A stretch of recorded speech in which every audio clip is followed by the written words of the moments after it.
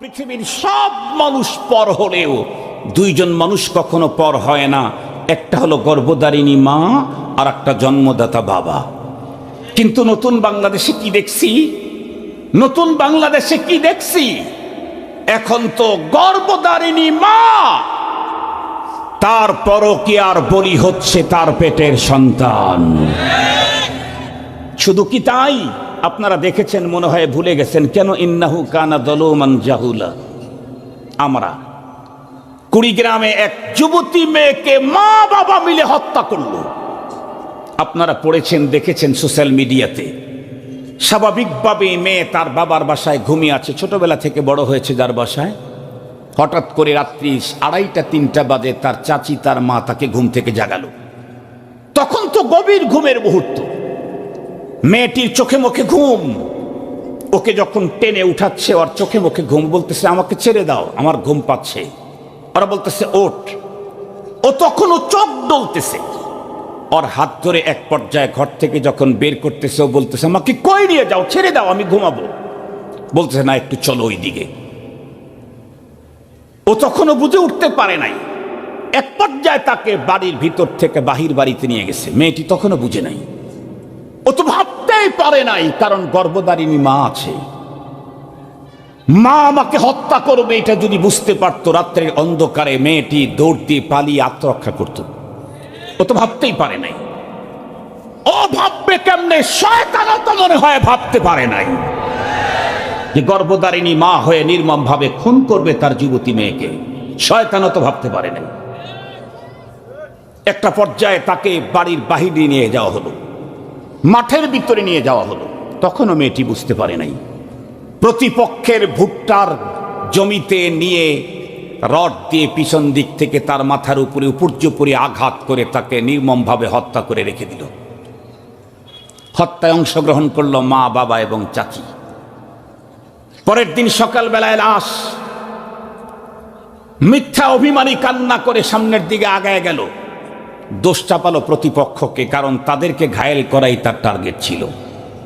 লাশ পুলিশ নিয়ে গেল, অভিযোগের তীর ফ্যামিলির দিকেই। প্রথম অ্যারেস্ট হলো তার চাচি। সে তো আর কিলার খুনি না, হঠাৎ খুন করেছে।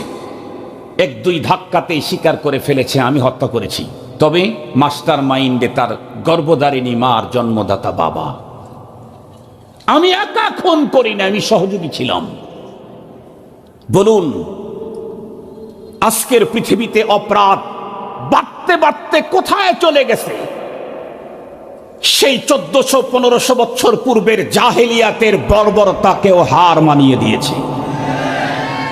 জাহেলি যুগে বাবা কর্তৃক কন্যা সন্তানকে জীবন্ত কবর দেওয়ার ভয়ঙ্কর ইতিহাস থাকলেও মা কর্তৃক তার সন্তানকে হত্যার মতো জঘন্যতম লজ্জাজনক ইতিহাস পৃথিবীতে আগে ঘটে নাই।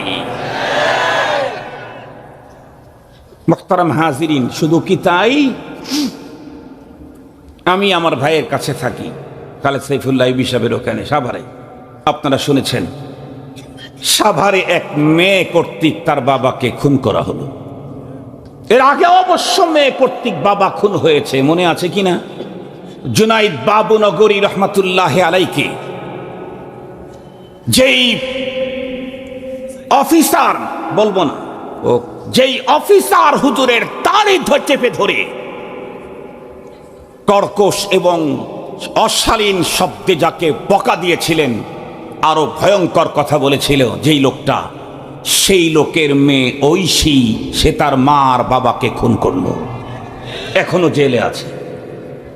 ওর খুনের চাইতেও বিভৎস ভয়ঙ্কর খুন সাভার যেটা হয়েছে, শুনলে অবাক হবেন।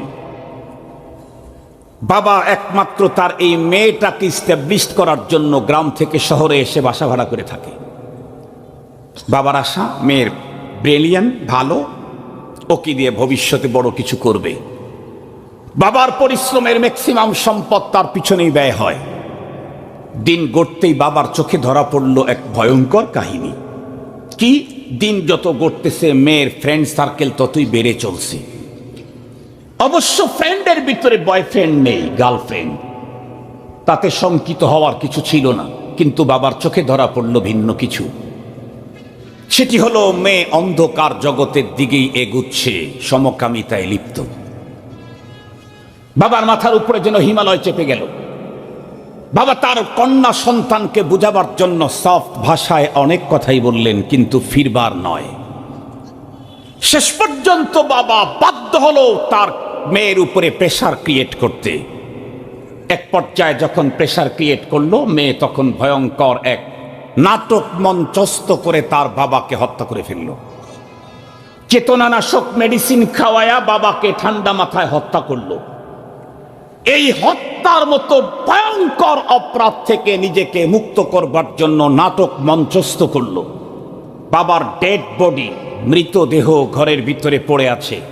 সেই বডির ভিতরে ধারালো ছুরি কচ কচ করে বুকের ভিতরে ঢুকায় দিচ্ছে, টেনে বের করতেছে।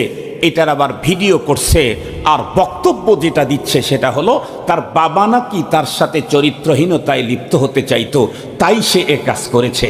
কিন্তু আসলে এটা ছিল একটা সাজানো বিভৎস ভয়ঙ্কর নাটক।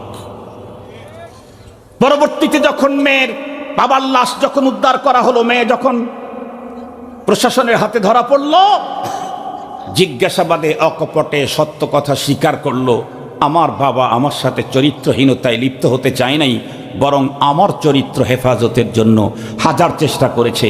কিন্তু আমি তো ততক্ষণে ওই দিকে একদম চলে গেছি, আমি ওখান থেকে ফিরবার নয়। আমার বাবা যখন আমাকে সমকামিতায় বাধার সৃষ্টি করছে, তখনই আমি দুনিয়াতে মজা নিতে চাইলে তাকে দুনিয়ার থেকে মাইনাস করে দিতে হবে, তাই হত্যা করেছি। মুসলমান ভাইরারে আমার কথা ভালো করে বুঝেন, শুধু এতটুকু নয়, দিন যত গড়তেছে বাংলাদেশের প্রতিটি মানুষের জীবনের নিরাপত্তা ঝুঁকি ততই বাড়তেছে। লক্ষ্য করে দেখেন, এখন থেকে 15-20 বছর আগে বন্ধুরা আমার রাস্তার ভিতরে অমক মরে আছে, তমক মরে আছে, অমক হত্যা, অমক খুন, তমক খুন অনেক শুনতাম।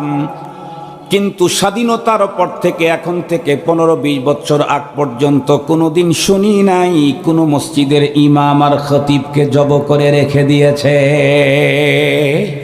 এটা আমরা 15-20 বছর আগেও কোনোদিন কানের মধ্যে এই শব্দগুলি আসতো না। বিগত ফ্যাসিবাদ থেকেই শুরু হয়েছে। ঢাকার রাজধানীর প্রাণ কেন্দ্রে মুহতারাম হাজিরিন, একাধিক ইমাম খতিবকে খুন করা হলো, নাম বলতে চাই না। এরপরে এখন তো রাস্তাঘাটে অমুক জায়গায় তমুক জায়গায় ইমামের উপরে আক্রমণ, খতিবের উপরে আক্রমণ, মুয়াজ্জিনের উপরে আক্রমণ, হুজুরের লাশ। অবস্থাটা কত ভয়ঙ্কর! এমনকি এখন তো প্রতিটি সন্তানের জীবনও বাবার মায়ের কাছেও নিরাপদ না। মা বাবার জীবনটাও সন্তানের কাছে তো নিরাপদ না, মেয়ের কাছেও নিরাপদ না। শুনলে অবাক হবেন, নিরাপত্তার ঝুঁকি এত ভয়ঙ্কর ভাবে বাড়তেছে। আমার এক ফ্রেন্ড আমাকে একদিন বলল, দোস্ত অবস্থা খুব খারাপ। কেমন? আমার এক বন্ধু, মানে আমার দোস্তের দোস্ত, আল্লাহ তাআলা তাকে আগে সম্পদ বেশি ছিল না, এখন অনেক সম্পদ দিয়েছে। তার ওয়াইফটা শুধু বাবার বাড়ির দিকে তার খুব টান, আকর্ষণ, তো মাঝে মাঝেই টাকা চায়, দেয়, কিন্তু অস্বাভাবিক।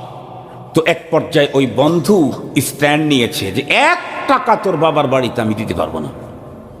তখন থেকে তার স্ত্রীর আচরণ ভিন্ন রকমের। আমার ওই বন্ধুর বন্ধু এসে আমার বন্ধুকে বলছে, দোস্ত কি আর বলবো, রাত্রের বেলায় স্ত্রীর বেডে যেদিন যাই সেই রাত্রে আমি ঘুমাই না। কেন? আমার ভয় লাগে, না জানি আমাকে খুন করে আমার সম্পদ দখল নেয় কিনা। তাহলে আজকে স্বামীর বেডের ভিতরে স্ত্রীর জীবন অনিরাপদ, স্ত্রীর বেডে স্বামীর জীবন অনিরাপদ। জিজ্ঞেস করতে চাইতেলে নিরাপত্তাটা আছে কোথায়? মনে মনে ভাবতেছেন এই তো 12 তারিখের পরেই বাংলাদেশ 100% নিরাপত্তার চাদরে ঢেকে যাবে। হ্যাঁ মুহতারাম হাজিরিন, 54 বছরে যেমন ঢাকছে আগামীতে তাই ঢাকবে যদি সিস্টেম চেঞ্জ না হয়। যতক্ষণ পর্যন্ত পদ্ধতি চেঞ্জ না হবে, শুধু চেয়ারের ম্যান পাল্টায়া দিয়া কোনো লাভ হবে না। কিছুদিন আগে কিছু মানুষকে গানম্যান দিল না? কথা বলেন না কেন? গানম্যান দেয় নাই গভর্নমেন্ট? একজন লিখছে, গানের উপরে আমার বিশ্বাস থাকলেও ম্যানের উপরে আমার বিশ্বাস নাই। কি লিখেছে? গানের উপরে আমার বিশ্বাস থাকলেও ম্যানের উপরে আমার বিশ্বাস নাই। কেন? যেই গানম্যান দেওয়া হয়েছে আমাকে সেফটি দেওয়ার জন্য, না জানি উনি কিছু করে বসে নাকি। নিরাপত্তার অবস্থাটা কোথায়?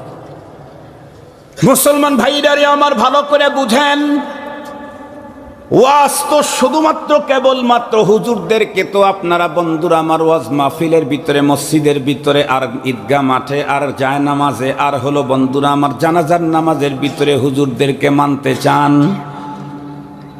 আপনারা হুজুরদেরকে চয়েস করেন হলো বক্তৃতার মঞ্চে, ওয়াজের মঞ্চে। এই হুজুরটাই যদি কখনো রাজনৈতিক মঞ্চে দাঁড়ায়, তখন আর সেই হুজুরকে আপনাদের চয়েস হয় না। বৈষম্যটা কি ভয়ঙ্কর!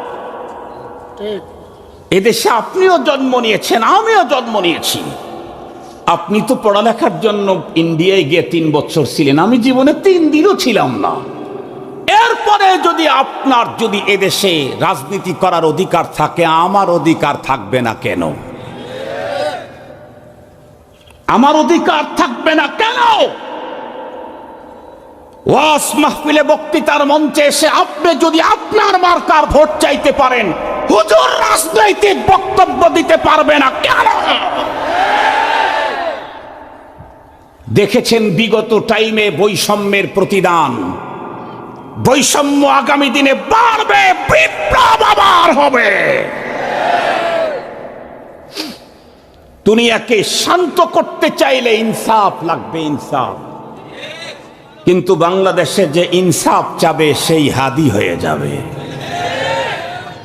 বাংলাদেশে যে ইনসাফের স্লোগান দিবে সে কি হয়ে যাবে? হাদি হয়ে যাবে।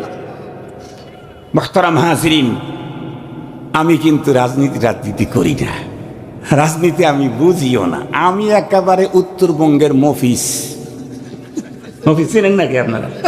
টাকা নাই, ছাদে যায়, গাড়ির ভিতরে যাইব তো টাকা থাকা লাগবে না, এই জন্য 20 টাকা দিয়ে ছাদের অঙ্কুর পর্যন্ত যায়। অঙ্কুর। আমি হইলাম উত্তরবঙ্গের মফিস। আমার কথা তেমন রাজনীতি বুঝি না, তবে এখন যে রাত এটা আমি জানি, বুঝি। এখন কি কথা বলেন না কেন? বাংলাদেশের অনেক রাজনীতিবিদরা রাতকে রাত বলে স্বীকার করতে চায় না, দিনকে দিন বলে স্বীকার করতে চায় না। কথা বলেন না কেন?